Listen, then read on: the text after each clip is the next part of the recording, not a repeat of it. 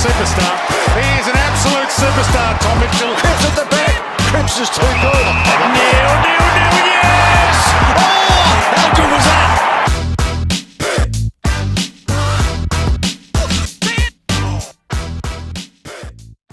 This episode is brought to you by Davos and Miles Wealth Partners. I've been with Nick Davos and the team for a number of years now. They can help so much with planning, saving, and accumulating wealth in the right structures. They're transparent and can obviously help those that are time poor, like myself. In my personal experience, clearly a lot of my time and attention is focused on my football and improving that and enabling I can stay on the park. But having structures and people such as Nick outside of that can really help with setting yourself up for life after your football or life after whatever your career is so important. From purchasing a home to setting up financial structures are some of the financial ways in which Nick Davos and the team can help you set yourself up for post-career or post-football. I encourage anyone to head to the Davos and Miles website to have a meeting with Nick. All right, Dip. First player to ever get to 10,000 disposals. I remember the night you broke the disposal record, you marked it there, so it was more of an occasion for the crowd to soak it in. This time was a handball in general play, so you didn't get to really soak it in. I was actually on the bench, so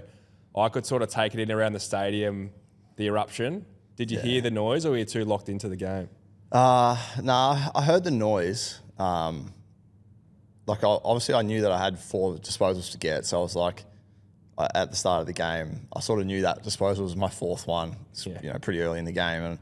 And but yeah, because it was just so quick, so I think I handballed it to DC. Yeah, just not nothing to write home about. And then DC just blasted it. I think they marked it, and it's like get back straight on defense. Yeah, and you could hear the people clapping and stuff. It was pretty cool, but you're just sort of like, at that point of the game, like we were well and truly under the pump. We barely touched the ball. So we're on the back foot. It was actually quite funny as well because Fly's been quite renowned for his pre-game speeches and always having a laugh and sort of getting the mood in a really good place, to the point where this week he actually said, all right, boys, Pendles needs 4 kicks to have exactly 5,000 kicks, 5,000 handballs. You wouldn't normally hear a coach say that. Like, he did it in a joking way, but he's like, boys, Pendles is taking the kick outs, and if he gets it, don't call for the handball. He's kicking the ball. We need to get him to 5,000. Yeah, I think my first possession, though, ruined it. I think it was a handball. So yeah, I was already over. Yeah, I think Fly said to me during the week, he's like, did you know you've had 5,000 kicks? And he just couldn't do the maths for what I had with handballs with 4 left to go. He's like, you've got 4,990 something to get. It's like 96 kicks. So couldn't work it out. But yeah, Fly's so relaxed pre-game. And you might need to stop saying, it doesn't matter if they kick the first 4, like just play the minutes because they kick the first 4. Or, I know, it's become a bit of a pain. Braden, if you muck up a kick, just laugh about it and it happens. So, but yeah, pretty cool to be the first person ever in the history of the game to do it is, it's really cool, but it's not, as you know, it's not a motivating factor for why I play. What we did last year is all the motivation I need. 100%. And we're closing in on, well, this is probably another thing that you don't play for, but it's going to be a really cool thing for you to reflect on once the game does come, and that's approaching 400, because not many players have done it. And I sit here after just playing my 200th and body's a bit banged up, and I'm like, how the hell have you done that? How can you get to that many games and still be so durable and play at the level you do? So what are a few things that you can put it down to? Is there an element of luck? Obviously, your professionalism's been touched on your whole career, but if there's a few things you can put it down to and how you're still able to keep going, what are they for the audience? I think luck plays a big part. Like, you obviously had a really bad leg break, which probably robs you of 60, 70 games. Even watching on the weekend, like Pau Pepper goes down with the ACL, those things.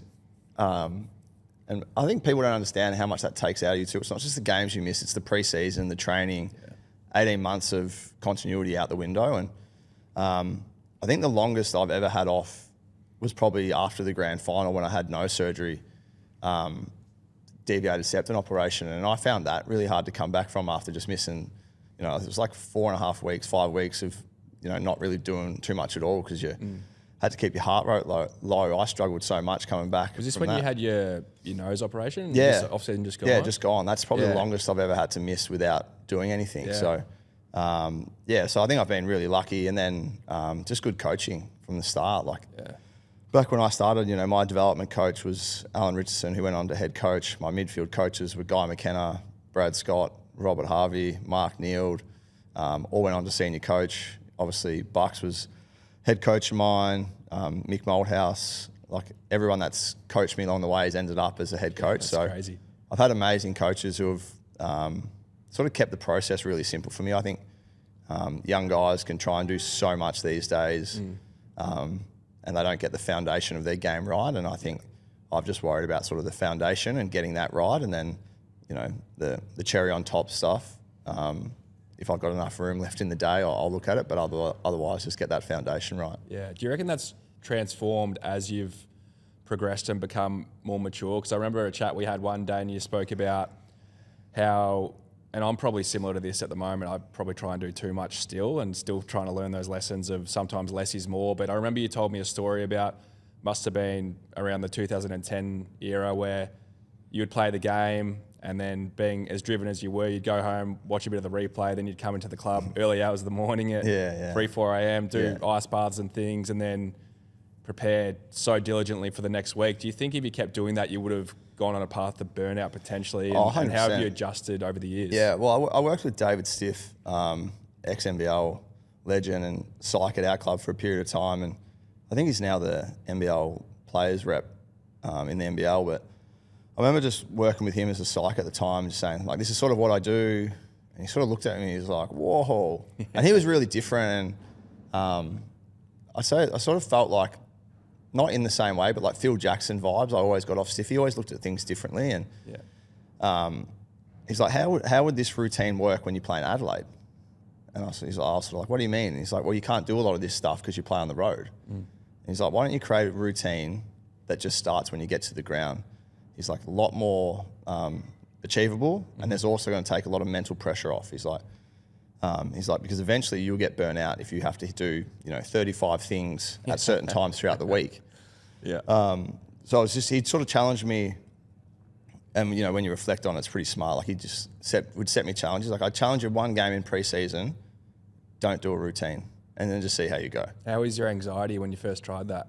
Oh, I just felt like, I feel like I'm leaving so much to chance here. Yeah. But then when we went back the next week, and he's like, all right, did you, there's certain things that I will do, like, you touch stuff that you want to do, or you're kicking, or your vision, or whatever. But he's like, do you need to go to the beach 3 nights a week at 7 p.m? Yeah. Like, why don't you just go after training at 4? Like, whatever, just little basic change ups, or your food, you don't need to eat the exact same thing every week. And just working on those things with him for a period of time. And then, it's like any player, I feel like if you do it, when we tried it and I played well, you're like, oh, sweet, I played well, it doesn't matter. Whereas if you play bad, I was like, Stiffy, I don't believe in you anymore, like, whatever. But I look back at those conversations as pretty important to longevity, because if I'd have been doing the stuff, at 36 that I was doing at 26, there's no doubt that I'd be long retired by now. It is crazy, because I do the exact same thing. You associate a good game or a bad game with how you prepared, and okay, you track back, what did I do this week? And you get caught up in the things that don't really matter. I still have to pull myself up on it today, on little things, and they don't really matter. And ultimately, it comes down, what I've learned is you focus on the things that do really matter. If, like you said, eating food at a certain time isn't going to control how you play, but the way you attack the ball, or the way you talk to your teammates and communicate on the field, like, they're the things that really matter. It's just so funny as athletes, the little mind games you play. And I think it is an athlete thing, those OCD tendencies that I'm sure tennis players and cricketers have all the exact same things. I think we would have so many without even knowing as well. Like, the ones that are really obvious for us, you'd know, but you'd have others that you just wouldn't even know that you do. They're built in. And you just be like, no, that's just part of what I do. But someone else would be like, what are you doing? Oh, like, I reckon I'd have 1,000. And if I told you some, maybe I'll think of some as we're chatting. I remember one of my first things with you, it was pre-game when you played, like, we played Geelong. I think was Geelong your first game for Collingwood? Yeah, at the G, At the G. And I remember having, like, the team meeting, like, walking back into the locker room. Like, our change rooms are pretty relaxed. Oh, yeah. And I've always been very relaxed before a game. Like, I don't get too tense or anything. I remember just coming back and you were, like, in your locker, sort of like the doors half open, and I just see you, like, chowing on sushi. And I was like, whoa, like, we're playing, like, 45 minutes and you're just going to town on sushi. I love when you walk past me and go, last minute carb load, Mitch. Yeah, and then this year it's like your chicken rolls that you've got in there. And it's always straight after the meeting. It's just like, it's different to see how different guys do things. And obviously, like for you, you're like, I want to get some more food in, get energy. And that's probably not doing anything at all. It's probably doing the opposite of helping you, actually. Oh, but I just remember that. But now, like, there's like there's Q, the Dacos boys. Like, there's just sushi everywhere before a game. I started the sushi trend big time. Yeah. So the last minute carb load, 30 minutes before a game. But like, imagine if someone come in and just observed us in the change rooms from 2 hours out, like the amount of stuff that you just pick up over a season. Like, this guy does this every week. Why is this guy? Will Hoskin Elliott makes me laugh the most. Doesn't move. Just sits in the same his spot. locker, reads the record players, spot the difference, walks to the meeting, has the meeting, walks back, sits at his locker until he has to do something. Whereas I'm probably the opposite, minute to minute, and doing touch and eating sandwiches. And Well, I think because when you get to the ground, like I feel like that's when it starts. So like, that time for the rest of the day goes you really roughly slow. know what you're going to do, It's like, sweet, I can kill time here. Even just going out into the ground and kicking goals or whatever, it's like, all right, I'll burn half an hour because all you really want is just to get to the start line. 100%. To play, so. 100%. Nah, it's so good. The NBA playoffs are on at the moment. You're obviously a huge fan. Keen to get before, obviously, the next few weeks where it's all going to go down. Who plays in the finals? Who's the season MVP? Who's the finals MVP? Oh, I think Denver are going to win it all. Yeah. They're just the best. I think they're the best like execution side. Yeah. With 5 minutes to go, they just always get a great look, a great shot. Even the game yesterday that the Lakers pinched, there was a 12-point margin with 4 minutes to go, and you still felt tense as if they're going to lose this game, the Lakers. Yeah. Well, I think the Lakers have been in front for something ridiculous, like 75% of minutes. Crazy. But Denver are just close enough and they just execute. They get whatever shot. They've got shooters all over the floor as well. And so I think Denver will win it. I think Jokic is going to win season and finals MVP. Like he's just, I don't know. It feels funny when like LeBron's still playing to have another guy that's like almost another level above LeBron at the moment. And I know LeBron's 39 and not what he was when he's 30, but like Jokic is just, I don't know. It's cool to see like because he doesn't do it on athleticism. No. It's like smarts. He's got size. Super skilled. But skill and smarts is just off the charts. Yeah, his teammates talk about him as well. Like his off seasons, they reckon he just goes home, watches horses and drinks beer and he comes back better somehow. Yeah. Well, I remember that there was a thing, obviously because the playoffs are on, you see all that stuff on social media, but someone, when he got drafted, saying this guy's going to come over and he will absolutely dominate your league. Like we've just never seen anything like this guy. Yeah. And he comes over and dominates. But I think you can even see it with like basketball in the last 15 years that like a lot of guys from Europe now or even Australians, they make the transition so much easier because it's become a lot more about smarts. Yeah. Because the athleticism is caught up to where it was. So it's it's exciting. And I'm probably the biggest thing on the calendar this year, though, basketball-wise, is the Boomers in Paris. How good's that going to be? So pumped for that. That's probably like, if you wanted to film me, like in my lounge room, like full Nuffy mode, that's when like I'm screaming at the TV, like, I don't know why, but I just love that. Well, like, remember the world champs, like we would always chat about that, and obviously we didn't go great. Yeah. It's going to be interesting, firstly, to see how they pick the squad and the team. Yeah. Obviously with the older guys, Joe and Paddy, who have been there and done it for a long time, but then you've got the next gen with Giddey and Dyson coming through, and then in the middle you got Josh Green and Dante. But how they work that dynamic, because obviously you're a basketball expert, I would say, but you sort of saw and were telling me as well that the dynamic didn't really click with what they did. Yeah, I don't think the last World Cup they played, the sort of dynamic was right. Obviously losing Jock Landale really hurt. They didn't have massive. They just didn't have another guy who could do what Jock does, both sides of the ball for them, and so I think if we can get him back. I think Joe and Paddy still have really important roles, like veteran leadership. Yeah. Whether Paddy starts or comes off the bench, I sort of don't mind. I don't mind either, but I think if you put the ball in Giddey's hand, you have to let him run him run it, and then you almost stagger him and Paddy's minutes, and then bring Paddy off, get the ball in his hand a lot. Yeah. Sort of looked like last time.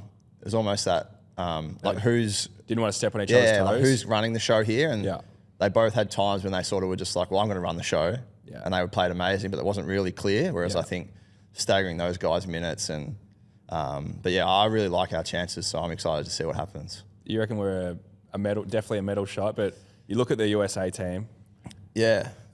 It's hard to argue. Yeah, I know that FIBA basketball is different, and there's more of that team element, and some teams will challenge them still. But you look at their team on paper, it's going to be iconic to watch seeing LeBron, KD, Steph on the same team. It's going to be the best. Well, like, I think it just shows you how big the game's got, that these guys know that if they don't suit up, America's not even probably got a medal. Well, like, you how can't did just they go? send. Did they even get a medal in the? No, I don't think so. Yeah. No way. I think they were like 7th or something. Like, Crazy. But so it's become like so serious now that it's like you can't, like, America used to be able to just send over anyone and they'll win gold. Like, didn't really matter. Yeah. Whereas now it's like we need to assemble the best team. And it's not even like a foregone conclusion that they win gold with this side, like, because obviously FIBA and how you defend and how you attack, like, it's just going to be so interesting to watch. But the rest of the world's catching up so quickly, even to Australia now. So, I can't wait to see it. No, it's going to be awesome. What about with your coaching? So you're coaching down at Haileybury. I'm at Carey this year, so there's going to be a big coach off later this year when we do play. But that's something that you love and you're quite passionate about. Yeah. Our audience at Ball Magnets is, there's a bit of a mix. There's the sort of the 15 to 18, which is probably the range that you coach, and then we have a lot of coaches, parents, and aspiring athletes within the 12 to 35 range as well. With the 15 to 18-year-old range, which you work with quite predominantly, what are the main things that you talk to the kids about in regards to what they should be focusing on, and how do you try and coach them? I think the first thing that I noticed really quickly was just the passion for the game. So my first season with Haileybury was end of our 2022 season, and then last year. So getting to meet them, meet all these kids, the thing that just stood out straight away was the passion. Like, I think at times when you play AFL, you can forget there's another life going on outside you. And, these kids are going to school, but they're training at 6 a.m. once a week in November, once a week after school, like giving up so much time, and they just genuinely love the game. Yeah.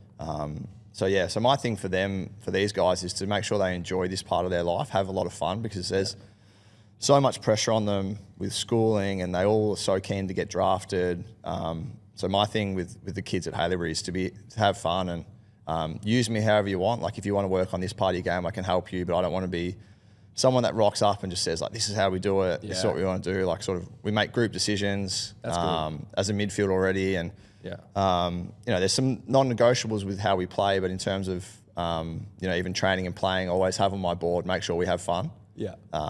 And I remember a game that really stood out to me in the APS. We played Caulfield last year, and sort of, they don't have a grand final, but it was like that was the grand both final. Sides were 8 and zip, and someone had to. Was it a draw? Nah, we ended up winning by maybe like 2 goals or something. Yeah. And I remember at half Pendlebury effect. I remember at half time though, all the boys in the midfield were just so tense. Yeah. And you could just feel it. And I just said, like, are we having fun? Like, if you're not having fun, it's supposed to be like a massive game, but like, have fun, go enjoy it. And you could sort of see them just relax at half time a little bit. Like, go have fun. Like, it doesn't matter if we win or lose, but like, enjoy this moment, because you're not going to get this game back. There's 6,000 people here watching us. Go enjoy it. And I know we ended up winning, so they enjoyed it a lot, but it was good to just see them having fun, because when they're having fun, they look like they're enjoying themselves. They play better footy. Because school footy, that I've learnt really quickly, I didn't grow up with this culture, but it's a huge culture. So APS footy, it's massive, huge. And what you just said, the most fun I've ever had in footy was APS footy, other than probably getting to Collingwood, because it's a bit of Fly's mantra as well, isn't it? Like, hey guys, it's Tom Phillips here from Super Boost. I hope you're enjoying the episode. Pendles is an absolute superstar. We've just announced and launched into Woolworths right across the country, which is super exciting. Go and see our core range. We've got our strawberry watermelon, which is the absolute OG. And then we've got some new products as well, which is super exciting, that are launching exclusive to Woolworths. If you're a Super Boost fan that wants something that's big on taste, but lower in sugar and double the electrolytes, jump in the store now. Woolworths is super exciting. Let's go. He's huge on pushing the enjoyment and having fun, and boys, reflect on why we're actually here. Why'd you first start playing footy? Yeah. That whole conversation. But do you think you've stolen a bit of Fly's way of going about it? Oh, definitely. Because were you a bit more tense, serious until Fly came along as well? No, with my own preparation, I've always been very relaxed. Yeah. So I don't know what. Would you perceive me as that pre-game, like pretty relaxed? Oh, so relaxed. Yeah, so that's what I've always been, so like relaxed. That. Yeah, I wouldn't have known that about you if I didn't get to know you. Yeah, so I think like the outside perception, a little bit of me was like super professional, leaves no stone unturned, blah, blah, blah. And it's like, I think I've got a really good level of professionalism, but I've also, the last 6-7 years, learnt the balance of being able to have a bit of fun and relax. Good humour. Yeah. Chill out. I often say, like, one of my best memories in footy and favourite things still to do now is after a good win with a good break, like have a beer in the spa after the game. Like How good are our spa chats after the game? Yeah, like even on the weekend, we had a draw, but we go sit in the spa for half an hour, a group of the boys, and just talk rubbish. What's the best? And the reason like that, because it's so much fun. Like we're all sitting there laughing. Like if you just took a photo of it, everyone's just having fun. And I've certainly tried to take that from fly into like my early coaching is just giving these kids, as I said, I feel like they're under so much pressure as APS kids that I want to make sure they have fun and that if they look back on their APS journey, they'll be like, geez, that was fun playing with this team, with this group of coaches, and we had a really good time. And it was a really good bonus that we ended up playing some good footy as well. And it probably takes the pressure off them as well because they look at you and your stature in football and naturally, if you put yourself in your younger shoes and we'd be the exact same with players we used to look up to, they'd probably be a bit intimidated in a way. Yeah. So for you to be able to relax and impart that onto them would just help so much. Yeah, well, I think you're sort of naturally intimidated by, I remember it was funny on the weekend we played Caulfield in APS and Adam Uze was there watching the game and he was my favourite player growing up. Is that right? So when were you D's man? Yeah, I was a D's man. So when I seen him from a distance, I should say he was one of my favourite players. Jeff Farmer, I did have 33 on my back and used to kick goals left and right foot in the backyard all the time, call myself the Wiz. So, but Adam Uze was one of my favourite players and I seen him on the weekend and you still have that element of like little kid in you. I was like, that's Adam Uze. Like he was one of my favourite players. And I think one of his kids was playing in the game. It's just like full circle. It's like funny. It's like I'm coaching against my favourite player's son. And, his son might be a little bit intimidated by me, but it's like I was you to your dad type thing. And it's just, exactly. So I think being able to break down those barriers really quickly with the kids at Haileybury. And now like we have a lot of fun. Like I get to training and they'll rib me about the weekend if I did something silly or well, you're if even we in the lost. players' WhatsApp group. I remember you were saying last year you had a WhatsApp group and all sorts of chat going around. Yeah, so they're good. They're great kids and they have a lot of fun. And I've been really fortunate to be part of the program. So when footy is done for you, when you retire at 48 or 50, whenever you're going to finish up after 700 games, is that the path you're going to go down? Do you think the coaching path is the aim to be a senior AFL coach? Where do you want to go post footy? Yeah, so that's the end goal. Yeah.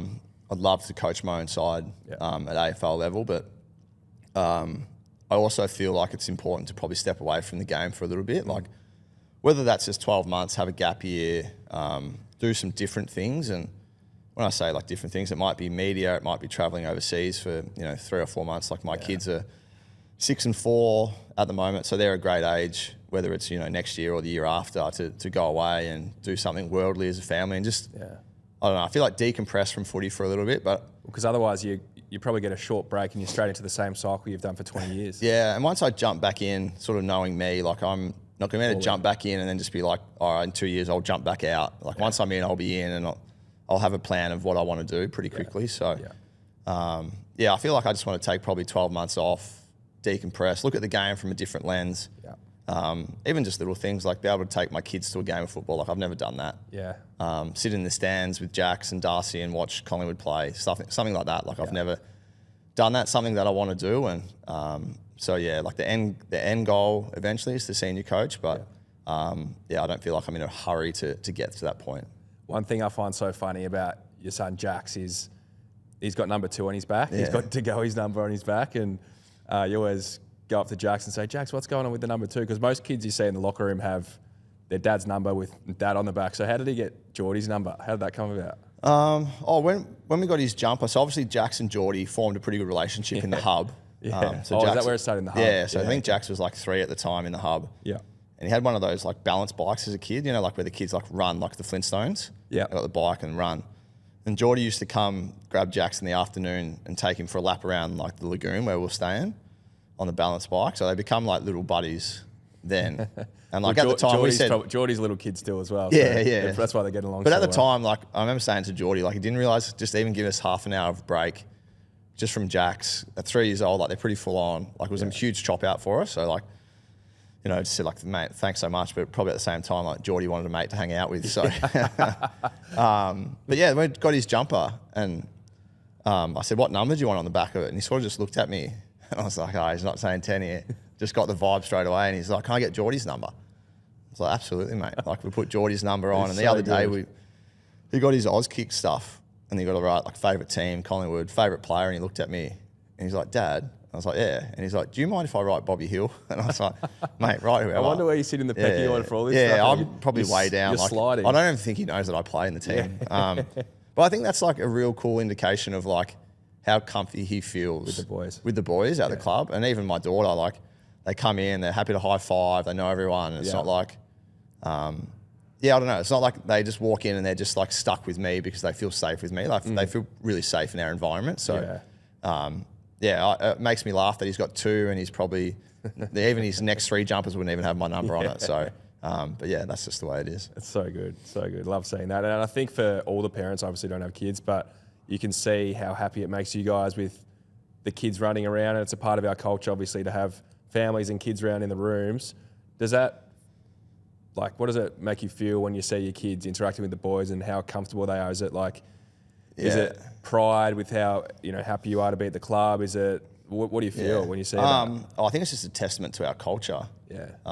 Because I love having the kids there. And as you said, you can see how much it means to everyone. And it probably just strips it back and it's just more like, probably back to that fun thing we were talking about at the start, but it just feels like country footy for me. Like, I remember going watching my dad play. I'm not sure if you were ever in the rooms and stuff with your old man around the footy club, but it just feels, it takes the tension out of the room. We played a draw on the weekend. All the kids. Bit of a weird feeling, and all the kids don't care. Well, and then Flyer's daughter Charlie chuckled at something in the meeting at the end of the game. All the kids were in there. Jax was and asking me why. Points at her and goes, pocket money for you later. Yeah. Jack's asking why aren't we singing the team song, things like that. So it just takes the tension out of the room and just makes it. Yeah, because and Murph, I know Murph said it in his retirement speech, but like every club says the same thing. But I think we're one of a select few clubs who actually live what we say, and it's just really cool to be part of. Well, the other thing Murph said was, the whole thing about, another thing a lot of clubs would say is putting the player, the person before the player. Yeah. And he really felt that with, obviously after having to make a really tough decision on his career, but how the club fully prioritised him as a person, because we know how much of a loss he is for us as a player. Yeah. Like he's so underrated, and you've spoken about him being our best system defender, and I'd agree. Yeah. His toughness, but how he just, last year he was, we don't win it without him really. Yeah. Like he was so good. Norm Smith, as he calls himself in the first. Yeah, but he's got a quarter of the norm. But he was just a guy, like another example of, I think he grew in our culture, but he always had that in him. He probably just needed the right environment to flourish, confidence. There's a lot of things that goes into it, but I was sort of really proud when he made the decision. They didn't feel like he was under pressure because, as you said, from an on-field point of view, like, there's a big adjustment when he goes out of your team. And if we were a football-first program, there'd be so much more pressure on him to get back because, hey, mate, we need you. Yeah. We need you. Like, if we're going to be able to try and climb this mountain again, we need you. Like, just say this isn't happening, blah, blah, blah. And it's like, no. It's like, who cares about football in this situation? It's all about you. So, yeah. No, it's big. And another passion of yours, UFC. I want to get into the UFC. Well, UFC 300 was recently, so that was like, pretty much I just tell Alex when it's. So is that you in Nuffy mode as well at home? Yeah. So I'm like up. I'll watch like that whole UFC 300. I watch from like early prelims. All the undercards. Early prelims at like 8 a.m. to like 5 o'clock. And like at the end of the day, feels like I played a game of footy. Like I'm exhausted. Nothing emotionally Mental left to fatigue. give. Because I've been following it for so long now that I have, like all the guys that are in the main events now used to be on the early prelims. So it's just sort of like a cycle. So you, in a weird way, this is the Nuffy mode, but I feel like I have to watch the early prelims for who's coming up. Yeah, gotcha. And then, but obviously the sport's so big, I think it's become so mainstream. I think it's valued more than WWE now. So it's crazy. It's crazy where the sport's gone. And I probably don't, but I think when people think of UFC, they think of like barbaric and you're more into the technical. I like the technical side of it and seeing how they strike, and because I love boxing as well. It's like strike, grapple, transition, submissions, all that sort of like matchups, because styles make fights, and nothing's truer in the UFC. And there's just so many good guys in the UFC. So give us your top 3 fighters in order if you had to pick, and why. If I could go watch live, like Conor McGregor, just for the show, that he is. John Jones, just a freak of nature. Anywhere the fight goes, he can finish you straight away. Yeah. Even when he went up to heavyweight and fought Cyril Gahn, like as soon as he got his hands on him, the fight's over. Like standing guillotine, I think it was. Just to see someone be able to ragdoll another human that's 6'6" like that's incredible. Yeah. And then probably like Max Holloway, because he's been around for so long and I just love how he fights. There's probably three, like Max Holloway, Pereira, and Volkanovski being an Australian. Yeah. Like what Volk's done Yeah. for the sport and for Australia, like he's incredible. Like, he's not the biggest guy in the division, but even when he fought up and fought Islam, like that fight, like I think he captured the whole nation. And then obviously Alex Pereira, who you've brought out before. He's a pies man now. He's a coming pies out man. again, and we might have a little training session with him so he can really test you. Oh, mate, like You his can left put hook your is just- technique to work on him. Yeah, I think I'd be asleep within about 5 seconds. But even meeting him that time after the Bulldogs game last year in the change room and just like shaking his hand like just wraps around your hand. Like he's just a big serious man. human and just, he has no emotion. Like just stands there like blank stares you. It's like, feel like something's about to happen. Like I'm getting out of the room. Because the language barrier, he can't speak English. You're like, is he is he angry at me here? I'm not sure. Yeah. So, but yeah, I think it's a great sport, and I think it's not barbaric from a point of view that a lot of people think. I love the technical side. Yeah. This episode is brought to you by the East Brunswick Hotel. If you're a fan of cold beer, great food, live sport on multiple large TV screens, this is the perfect pub for you. You'll probably see me there. It's my favourite pub in Melbourne. On Tuesday to Sunday between 3 and 6 p.m, there is actually half-price drinks and half-price food. I'll repeat that. Half-price drinks, half-price food. What a great deal. On Friday and Saturday nights, that's the perfect night to go along with your friends. There's actually a piano bar there where you can request songs, sing along with your friends. I've seen one of these in Byron Bay at the Northern Hotel, and also they're all across America. They're such good fun. 294 Lygon Street in Brunswick. Get down there and I'll see you there. It is funny around the club. We've got the gymnastics floor now, and it's not uncommon to see someone just sitting there having a stretch or something, and you come up and just get someone in a sleeper hold and just start practicing your moves. Yeah. I feel like Darcy Cameron's always in the gun. Cameron. Well, you two always playing one-on-one basketball. That's probably every time I look up in the training area, it's you two playing post-up moves for hours. You probably do that more than footy. Yeah. Or you'll see you on the gymnastics mats sneak up and put someone in a headlock. Well, I like trying to fight Bruzzy whenever I can. Or Finn McRae. Yeah, you I had a always good get run Finn. with Finn the other day. Just because he's very hard to get a razz out of Finn. So I like trying to just poke the bear as much as I can. Until he cracks, and then I just run. But yeah, it's all... and that's the footy club. Like, it's all just so much fun. And enjoy that side of it. Yeah, talk to us about the one-on-one with DC, because are you guys keeping score on that? Nah. I sort of like... He's like I refer to him as like my little brother. Like he'll play when I tell him that we're going to play. But if I don't want to play, like we're not playing. And he feels like he can't say no to you. Yeah, and like whenever we're like, so if there's ever some dead time in the day, and I'll be like, hey, DC, because we're like, for weights wise, we're always in the same group. Yeah. So we're always on the same schedule. So I'll be like, hey, DC, after weights, like 20 minutes one-on-one, let's go. And he's like, so I've got to make sure that he wins enough games that he keeps coming back.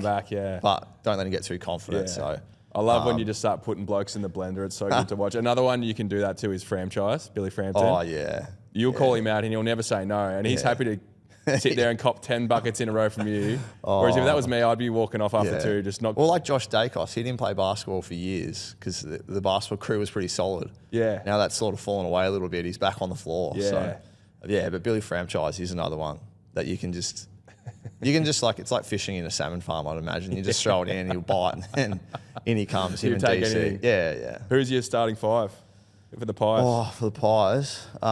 You're obviously... so I'd like to play the one if I could. You want to run the court?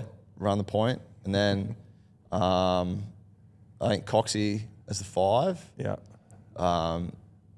Who else have we got there that can play? I'm not really sure. Like, Well, that's why it's tough. You might get a role as a Pat Bev. You're the 2-man, but I'm just Pat like Beverley. Pat Bev. I'm there for a bit of just defensive hustle. Yeah. Can't question my effort working on my handles around the No, around you the work club. on your game. Work on my and that's game. all I Just- want to see. Just don't get minutes. Yeah, that's I'm there right. if you need me. I'm happy to wave the towel.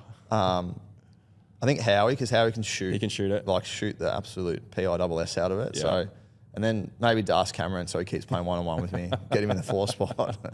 Oh, that is so good. Well, I'm also in your weights group because normally it's odds and evens. And I know that you're a big fan of my weights program. So Yeah.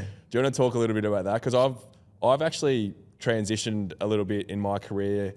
I used to lift almost as heavy as I could when I first started, and then I found I was getting a lot of injuries, and then I kept lifting, but I found as my body wouldn't respond as well. So I've sort of gone down a different path. But, Your own path. But in the sometimes, gym. my own path. But sometimes during weights, you have to do some weight. Or you give us your version of it because it's quite funny. Well, you're always in the gym with our weights group.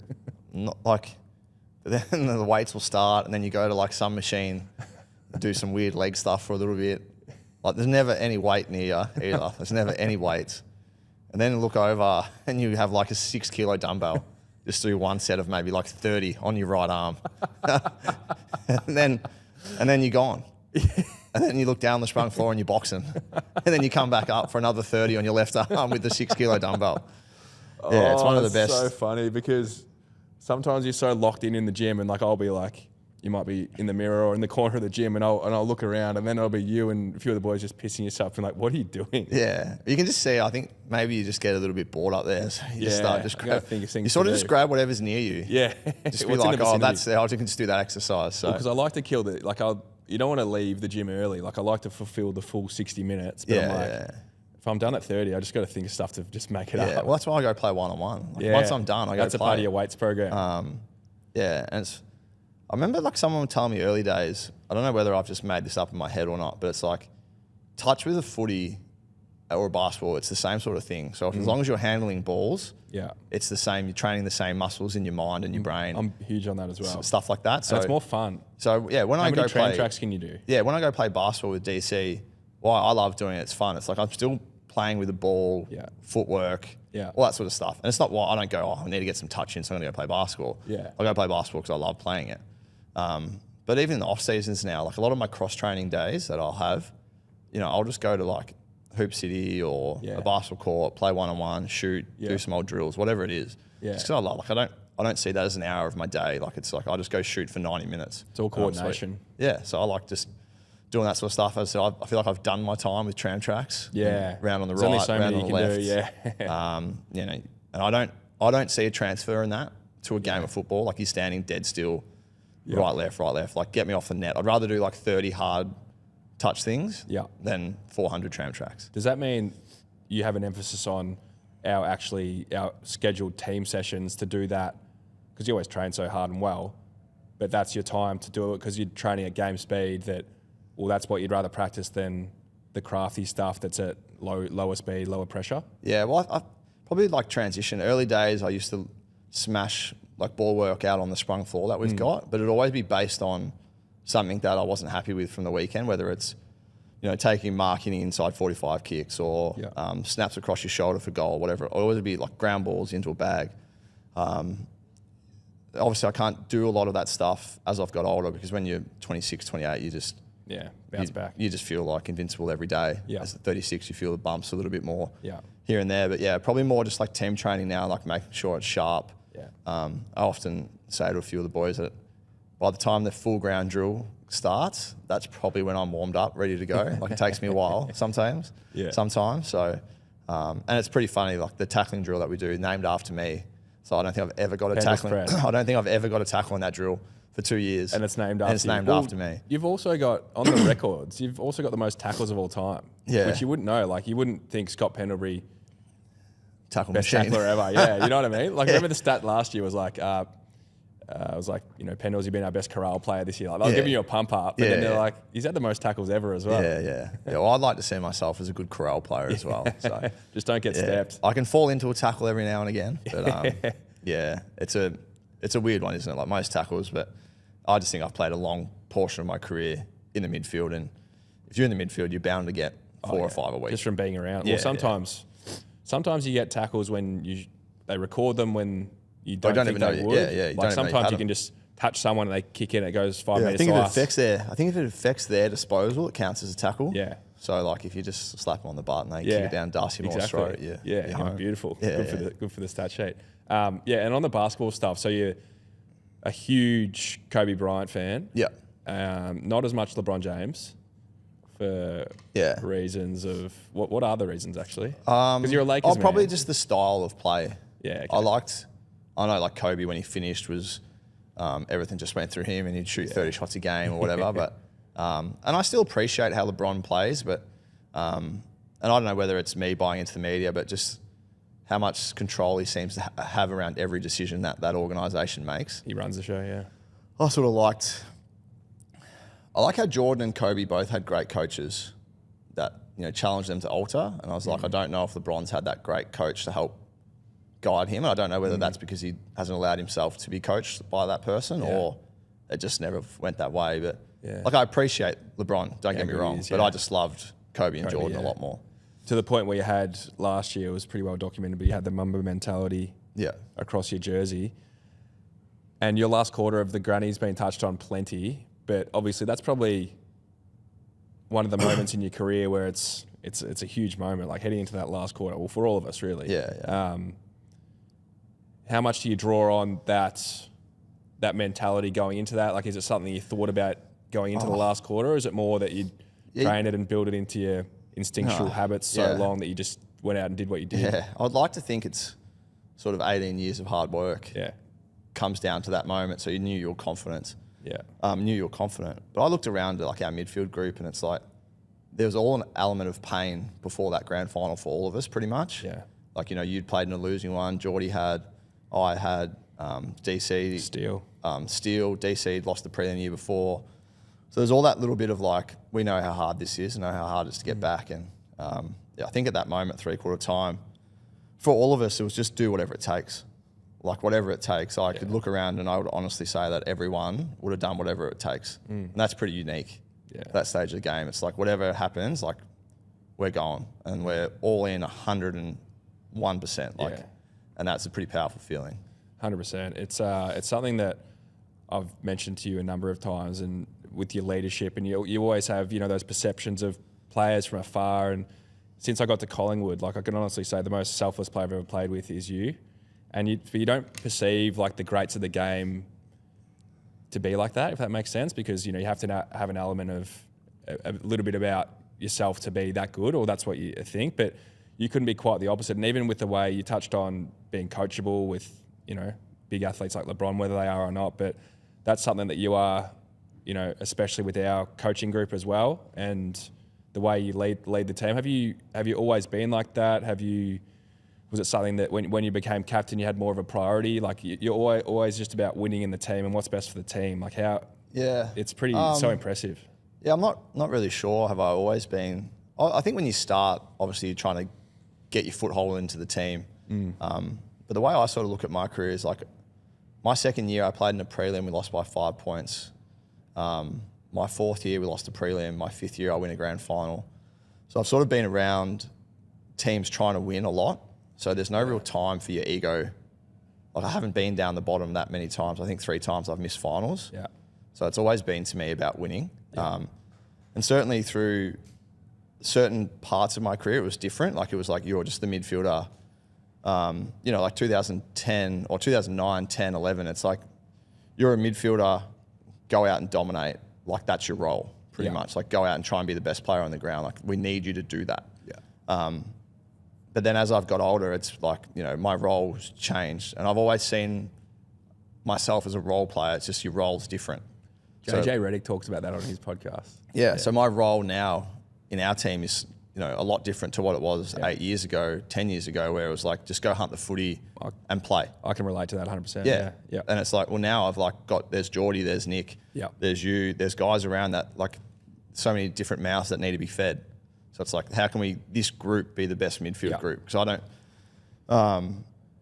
don't, rightly or wrongly, I don't really care about the individual stuff for people. I just want our group to be the strongest because any player that's ever played the game that's won a flag, it's the best. It's the best feeling ever, and everyone says everyone wins. And everyone that's won a best and fairest, that feeling doesn't even come close to what you feel. So true. My role now at this part of my career is a different role, and I'm just trying to be the best I can in that role and make other guys succeed as much as I can. Yeah, no, I love that. That's so good.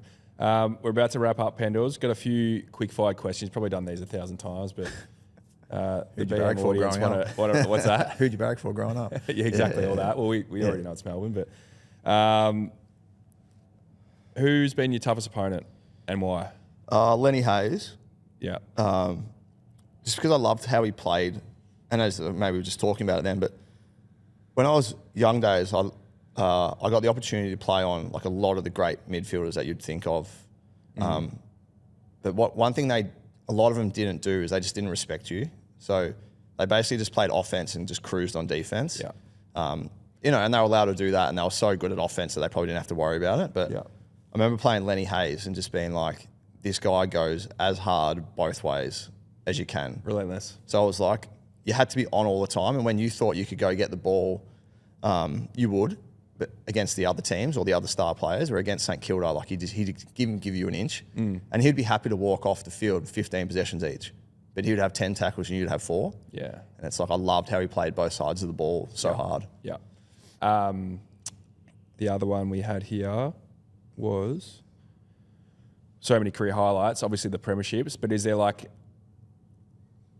any moments or like a picture you have in your head of, say, when the siren's gone at some point, a career highlight other than the premierships? I think when the siren went in the prelim This year? before Or last year, sorry. against the Giants. Yeah. Just to know that like I had another opportunity, and that was a super tight game. And then 12 months earlier, we lost by a point. 12 months, fast forward, we win by a point. Well, even the 28, what prelim was it when you lost to the Giants? 19, lost by 5 points or 18 whatever. lost to Granny. Like this, like you said, there's so much hurt and pain there. Yeah. To So catch just that chance again. Yeah, so I think that feeling of knowing we were back there. Yeah. It's like, I don't know. It's just, I remember just like sort of looking up at the sky and just like almost just screaming.